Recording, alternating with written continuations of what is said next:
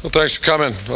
Want to, like I normally do, have a special thank you to our fans and our most directly our student body for our support.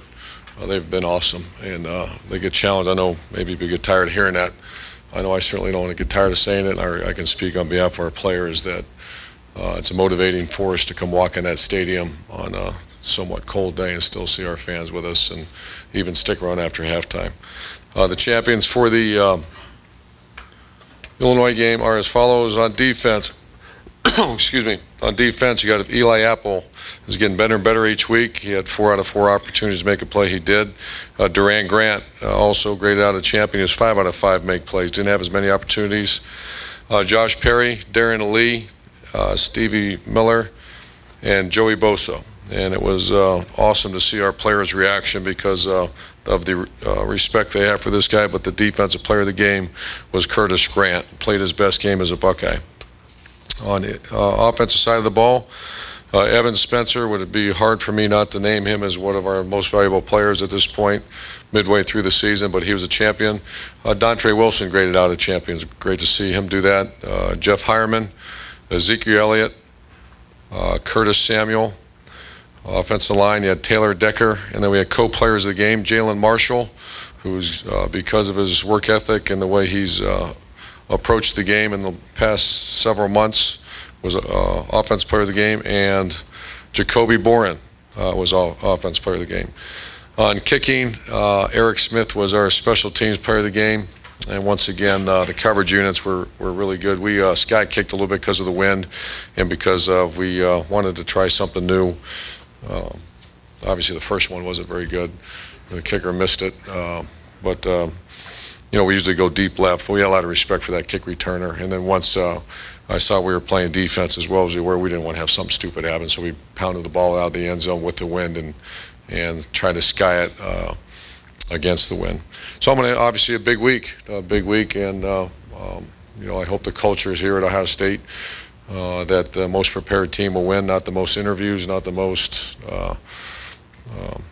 conversations you have. So the mentality that we want to have is we want to really work hard Tuesday, Wednesday, Thursday to get ready for the game at 8 o'clock Saturday night. So with that, I'll answer any questions for you. Front row left, Doug. Urban, what's the status of green things in the facility this week? Is that allowed or no? Oh, I don't know. We're just working on third downs and all that. We're not in. Just a big game. Great idea, though. Great idea. You've coached a long time. You've coached in many rivalry games at all your stops. You have the rival here. Now you're playing a team that you lost to last year. You're tied for first place. It's a big game. I know you like to talk about motivation, that kind of thing with players. Is there anything different about like a rivalry game where the motivation is that deep-seated every year it's a rival versus a big game like this? Well, I think there's a lot of difference. You know, I got asked that last week a little bit. I can't remember who did that, but you know, I just grew up in the 10-year war, and you know, there's been a saying around here: you can lose every game you play except for the team up north. We all know that's not true. However, I'd love to have our players have a very clear understanding of rivalry games, the pageantry of it, and when you come back, you know, to understand the rivalry. We have one rival here. What's happened in this situation is you have an excellent team. After watching them on film, they're a great team. And they stand in the way of Big Ten championship. They stood in the way last year and we failed. And so does that make them a rival? It makes them, you know, in the way of something that we all want, and that's Big Ten championship. So I think that it happened a little bit with Wisconsin. I remember our first year, that was a big, because they went to 3 straight Rose Bowls. So I think that this is a credit to their university, their coaching staff, and most importantly their players, and our guys know that. So to say this is a rivalry game, you know, that would diminish the rivalry that's been here for 100 years. This is a great game because it's 2 teams battling for first place. Rusty. Urban, aside from the X's and O's and the risks of playing a really good team, is there a part of you that's interested to see what you guys are made of and how far you've come, and to test yourself against somebody who's an equal? Yeah, you know, until we, you know, I've heard, or I've been asked that question several times, and just about, you know, like an equal, playing a team the same level as we are, and which I don't necessarily agree with. I think we've beaten a bunch of very good teams, but this is, I mean, they're the king of the top. They're the king of the hill right now, and because they won the championship, and you have to dethrone them. How you do that? You outwork them Tuesday, Wednesday, and Thursday. Excuse me. I will take that water. I'm good, Jerry. And what was the difference in last year's game that you thought? What was the difference? Yeah. I think obviously it came down to a couple plays. You know, they jumped out to a quick start. We did not play very good pass defense, gave up a big one that we didn't need to give up, and on offense, you had the ball at the end of the game, we didn't execute to win the game. You know, I thought offensively, watching it, that was two very good teams playing each other last year. Very physical game that they made a few more plays than we did. But I thought our pass defense, you know, hurt us last year in that game. And then obviously when the ball in your hand, to go win it, we didn't get it done. Third row left, Rob. Urban. Just curious, how much in general on a week like this do you fall back on that psychology degree in terms of motivating and? You know, I think you have to follow back on that when you're playing teams that, you know, there's not a whole lot of, I mean, if we weren't very intelligent, you'd have to be real creative. There's not a whole lot of creativity in this one. Everybody knows what's at stake. I think the most important thing is that I have to do, and the leader's job and our coaches, is the immediacy, the task at hand. Today's Monday. What's the most important thing on Monday? For them to get their rest, to get the treatments. You know, we played a game, they did not. So we have to equate this a little bit. So we've had conversations. This will be more about just the task at hand, and that's a Monday, then a Tuesday, then a Wednesday, then a Thursday, and you know, try to get as many people want to do interviews in our locker room now and all that. And since now I work for Jerry, I guess we're going to do all that. So I'm just kidding, Jerry. But I think it's all good, the exposure for our players and coaches, but the immediacy is to get focused. The most prepared team will win this game. Second off, unrelated, just it's such a game of routine that's so important. Third straight night game. How much does that help you in terms of the kids? I think it's probably real. You know, I mean, it's not a shocker now. So I think it does help us that we've had some night games to prepare for this one. Front row, Lori. Pat Narduzzi obviously has an extra week to come up with something for you guys. How, in practice, can you, as coaches, get JT Barrett ready to face something that he might not see on film? Well, we've seen it all this year. The one thing about their coach and their coaching staff, they're pretty set in what they do. They're really good at it. And so this is not one of the Star Wars where change of defense every week, you know, and there's the inherent problems with that when you face a team that changes because you're really not quite sure. But we have to be ready for adjustments. They won't change their defense because they're too good. You know, it's the ones that maybe are struggling on defense or come up with something, but they'll have a little wrinkle here and there that we have to be ready for. That's why we're watching what we did against them last year, and they certainly have some. How do you prepare for it? We anticipate, and you give them that rep in practice. That's the only way to do it. In talking to your defensive coaches, do they say that they see a lot of difference between Connor Cook last year in that game and now?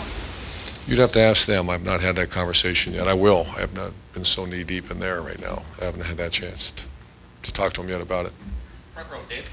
You guys have been so prolific offensively this year. It seems like the one exception might be short yardage situations. That's going to be probably a big part of this week. Is it offensive line, and just as you analyze the short yardage situation, what do you think? Yeah, two things. I think you know, we had a big back last year that kind of ran through some tackles, and I think our backs are pretty good, and they're going to get more physical the older they get. But they're playing pretty good.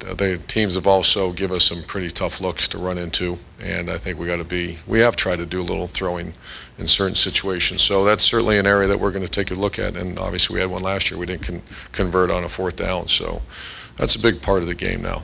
I mean, the personnel and defenses are so good in those situations that you know, that's something we're going to sink a lot of time into. Front row, Bill. Yeah. Michigan State has, I think, 7 50-year starters. You obviously have a very young team. How much of a factor do you think that is? Well, it's a huge factor. It's you know, last year I felt like we were kind of a veteran team, certainly on the offense with those linemen, and that's certainly not the case this year. So that's a big factor. Once again, it's a factor, but not much you can do about it other than go back to work and do the best you can. So that certainly is a factor. And something about Devin Smith, obviously 2 years ago he had the huge catch. He's kind of had a different role this year. How has he adapted and how important is he? Well, he's doing great. He's the best gunner in America. He's does a great job for us on that. He also is our downfield threat, does a very good job on that as well. He's adapted well. I'm not sure how much his role has changed other than the fact we had no one else a couple years ago. And that was the biggest difference. Now we have a variety of different body types and skill sets that we try to utilize. So his role or value hasn't changed. I mean, it's just a couple years ago it was Braxton right, Braxton left, and throw it to Devin down his field. And it's changed a little bit. Back row left, Bill. Urban, last week you kind of captured the whole picture in some of your comments about driving towards the student section after they run off 24 straight points. I might have thought you were thinking about what the first play is going to be, the second play, any new things to combat the noise. How often does that happen with you, that you just kind of, it's almost like take a fan snapshot of what it was like, You're talking about the Penn State game? Yeah. The pictures. Yeah, I think that's just, I shared that with our players, I shared it with you guys, that was one of those moments I'll never forget. A young football team, a freshman quarterback jogging out after getting punched right square in the mouth for about a quarter and a half and getting ready to lose a game. Because everything was pointing, we've all seen that. You were about to lose a game in overtime to Penn State at home, and our guys snatched it up and did well. That was the offensive line, the quarterback. So I just, I'm not sure what that has to do with this, but that's a snapshot. First year here, because they had all the momentum too, it seemed like. Yeah, I never felt like we were let that one go. I felt that they scored right at the end of the game against Wisconsin in the overtime. This one, they beat us, and we had to come back and snatch a victory from a loss. And to do that with a young group of players, that normally doesn't happen. And last couple. Todd, go ahead. Aaron, a couple of years ago, you said that the Michigan State game, I think in 12, was a turning point. The guys. It was. Is this an opportunity, though, for a different sort of a signature win that you guys maybe to earn some national respect back? I think so. I think that will be a conversation I have with our players. I think they know that already. That there's been this is a game that to get the respect that Ohio State deserves and has had in the past, you have to go compete and win this game, and it's going to be a task, but that's real. Last year, after the game last year, it was some of us observed you sitting in a golf cart. What was kind of the immediate thoughts that you were going through your head right after that game? Just get a team back from a tough loss after,